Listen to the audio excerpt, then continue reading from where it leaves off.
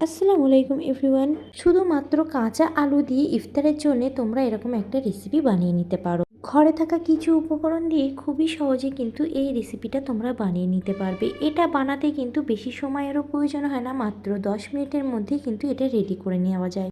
ইফতারিতে তেলে ভাজার মধ্যে বেগুনি, চপ, পেঁয়াজি এগুলো তো হয়েই থাকে। এই কাঁচা আলু দিয়ে ভিন্ন রেসিপিটা একবার হলেও ট্রাই করতে পারো। তো চলো ঝটপট দেখে নাও রেসিপিটি। এখানে প্রথমেই একটা বড় সাইজের কাঁচা আলু নিয়ে নিয়েছি, সেটাকে ভালোভাবে ছিলে এবং ধুয়ে নিয়েছি। এবার একটা গ্রেটারের সাহায্যে এটাকে গ্রেট করে নেব। গ্রেটারের বড় ছিদ্রওয়ালা সাইড দিয়ে আমি খুব ভালোভাবে পুরো আলুটাকে গ্রেট করে নিচ্ছি। বড় সাইড দিয়ে গ্রেট করে নিলে পকোড়াটা ভাজার পর অনেকটা ছাড়া ছাড়া থাকে, আর ছোট সাইড দিয়ে যদি গ্রেট করো তাহলে পকোড়াটা রেডি হওয়ার পর কিন্তু অনেকটা চিট টাইপের হয়ে যায়। তোমরা কে কোথা থেকে আমার ভিডিওটা দেখছো অবশ্যই কমেন্ট করে জানিও, তাহলে আমি তোমাদেরকে ধন্যবাদ বলতে পারবো। গ্রেট করা আলুটাকে পানি পাল্টিয়ে পাল্টিয়ে খুব ভালোভাবে ধুয়ে নিয়েছি। তারপর পানি থেকে ভালোভাবে চেপে চেপে পুরো পানিটাকে ঝরিয়ে আলুগুলোকে আলাদা একটা প্লেটে তুলে নিলাম।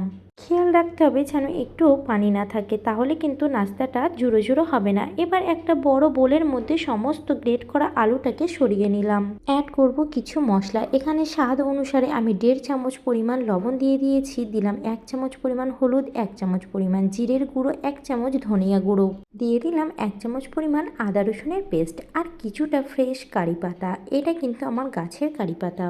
কারি পাতা যদি হাতের কাছে অ্যাভেলেবেল না থাকে তাহলে ধনিয়া পাতাও তোমরা দিতে পারো। তারপর খুব ভালোভাবে এটাকে মিশিয়ে নেব। এখানে আমি গুঁড়ো লঙ্কার ব্যবহার করিনি, কারণ আমি এখানে এর মধ্যে কাঁচা লঙ্কাটা অ্যাড করব।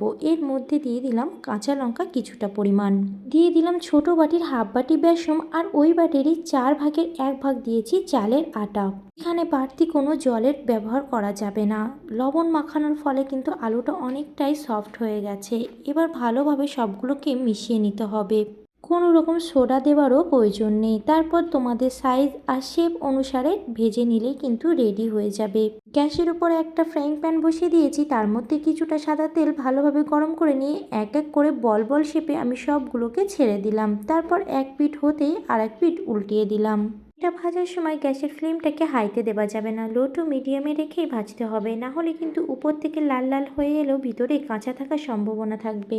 এপিঠ ওপিঠ উল্টিয়ে উল্টিয়ে লাল লাল করে ভেজে নিলেই কিন্তু রেডি হয়ে যাবে দারুণ মুচমুচে কাঁচা আলুর পকোড়া। তোমরা চাইলে এটা কেচাপের সঙ্গেও পরিবেশন করো। চায়ের সঙ্গে খাবার জন্য একদম পারফেক্ট কিন্তু একটা স্ন্যাক্স আইটেম বলতে পারো। এবার সবগুলো ভাজা হয়ে গেছে, একটা ঝাঁঝরির মধ্যে তুলে তেল ছড়িয়ে আমি একে একে সবগুলো তুলে নিলাম। রেসিপিটি যদি ভালো লেগে থাকে তাহলে অবশ্যই টাইম লাইনে শেয়ার দিয়ে রাখতে পারো, তাহলে পরবর্তীতে দেখে দেখে বানাতে তোমাদের সুবিধা হবে। রেসিপিটি যদি ভালো লেগে থাকে তাহলে অবশ্যই লাইক কমেন্ট শেয়ার করে দিও। দেখা হচ্ছে অন্য কোনো ভিডিওতে, ততদিন সবাই ভালো থেকো। আল্লাহ হাফেজ।